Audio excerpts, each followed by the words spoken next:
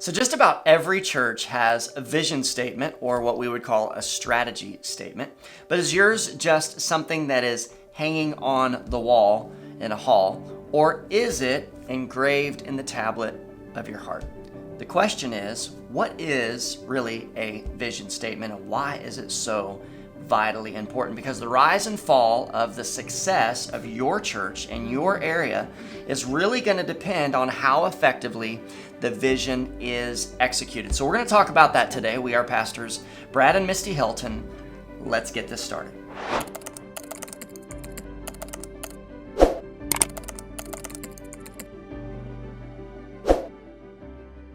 Any business or organization has to have a clear understanding of why they exist. You cannot just start a business, start a church without knowing the deeper reason as to why we're doing what we're doing. Jesus made it clear. When he left, he leaves us the Great Commission, right? Mm-hmm. He says, go into all the world, preach the gospel. We all understand that as the church, it is our job to win the lost, okay? So however you make that statement, every church is a little bit different in their mission statement, but that's why you exist. And if you want to go a little deeper, we've done a teaching on that. I believe it's called Why Before What? Keeping the Passion Alive. You could go back and listen to that, and we really dive deeper into the why and your mission. But today, we're going to go a step further. Once you know why, let's now talk about how, okay? So your mission statement is basically the why, but your vision or your vision statement is how will we accomplish our mission. So at Mountain Movers, Brad, we have a very simple mission statement. What is it? So it's to lead people into a real and life-changing relationship with Jesus that's contagious. We now have to talk about how do we do that? How do we lead people into a real and a life-changing relationship with Jesus that's contagious? That's where the vision statement comes in. And our vision here at Mountain Movers, and everybody's would be a little bit different because this is like, it's unique to the calling that God placed on each individual pastor's life. Mm-hmm. Ours is this. We want to be the perfect church for imperfect people. So this meant attracting people whose lives truly needed to change. If we're going to lead people into a real and life-changing relationship with Jesus, then we're attracting people who need not religion, but they needed relationship with Jesus. And we need to try to create an environment somehow that would allow people to get excited about inviting their friends to church. So it really just became a matter of environment. It became a matter of systems.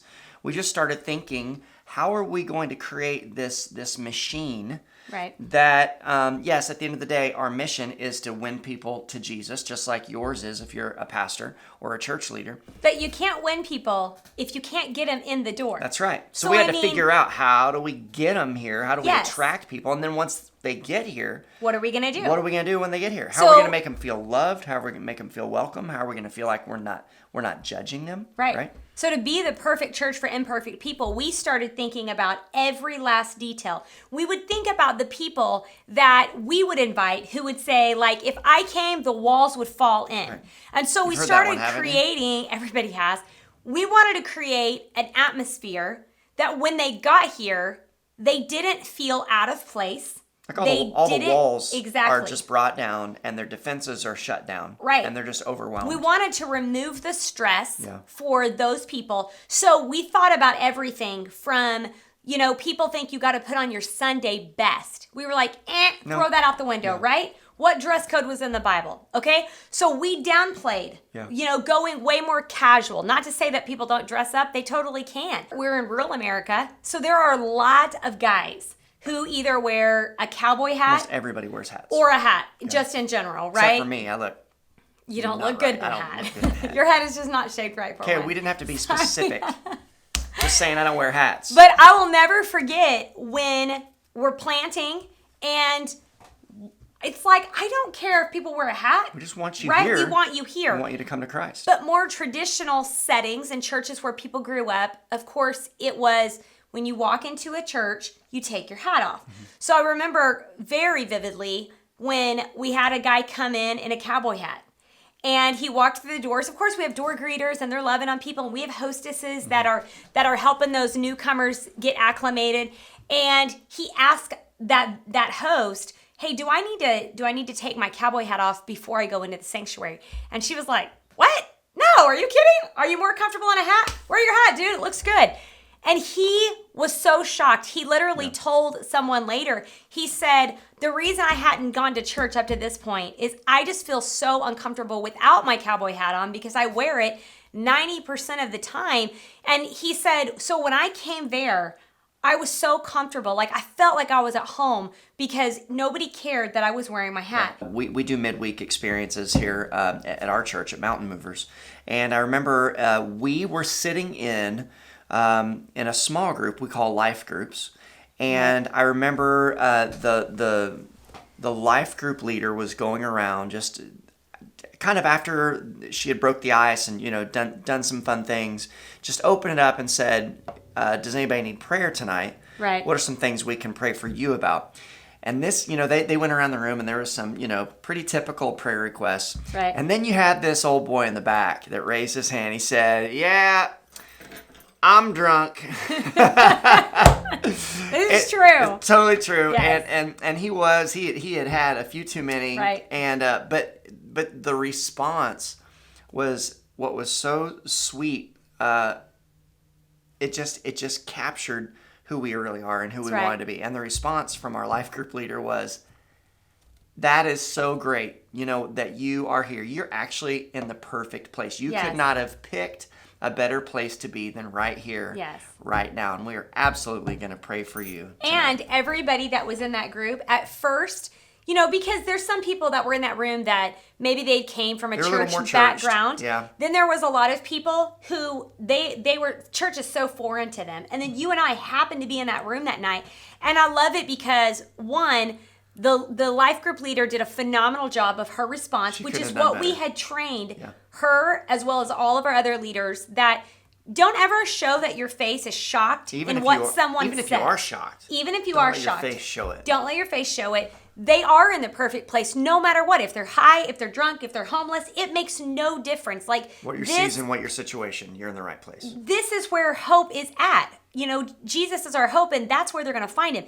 And so that response, the other people in the room realized really fast, when we say we are the perfect church for imperfect people, that guy that night experienced it, but everybody else, they saw it in action. Now, not to say we don't preach hard, because at the end of the day, we don't candy coat the gospel. Yeah, we don't water down the truth. We don't water down the truth. Yeah. The Holy Spirit's job is to convict. God's job is to judge. Our job is to love. And it's not to say that if you are part of a more conservative or traditional church, it's not wrong that, the guys wear suits and the women wear dresses. And that's the whole thing that we're talking about. It's all about the vision that God has given you to reach the people that God has called you to reach. So it's not saying that our way is better. It's just saying that this is the vision that God gave us. This is what it was supposed to look like to be able to reach the type of people that we were trying to reach. People that would say, I will never step foot in a church. Church is just not for me. You've heard him say that. So this was our vision. This is the vision that God downloaded to us as pastors. Your vision might be different for your church, but that's what worked for us. Well, and so, if you're listening to this and you're a pastor or maybe your church staff and your vision, you're like, I don't even know. Like if we have a vision statement or strategy statement. Maybe it's hanging on a wall somewhere. Maybe it's like in a manual if you're church staff somewhere. It needs to be memorable enough that you literally don't just have to look it up in a book or go look at it and read it off the wall, okay? I think that is one of the challenges of having mission, vision, values is a lot of times it's just something that businesses, organizations, and churches do because that's what you do when you start up. But what we found is you have got to drill that down into the heart of your people, okay? From volunteers that serve to staff who lead to even the people who walk through the doors, they will eventually start to understand what your vision really is all about. And I remember when we first started Mountain Movers, we did what many people do, and that is they have more of like a vision paragraph or bullet pointed statements. Ours was forever long. As years rolled, we found that our volunteers and even our staff struggled to remember Nobody else knew the vision. every one of the points of our vision. It was too much, too long. Even though all of that is still true to this day, we decided a few years ago, this doesn't work. We have got to break this down into just a very concise, simple statement that anybody can remember. Maybe you need to go back to the drawing board. Maybe you need to just write a one-liner or maybe just a few bullet points, but I'll tell you a couple things that you need to do in writing a vision statement, or we call it here a strategy statement, okay? How you're gonna do your mission. First of all, it needs to be clear to understand, clear in relation to the mission, okay? So it's gotta be very clear. Not complicated. Not complicated. Not confusing. Right?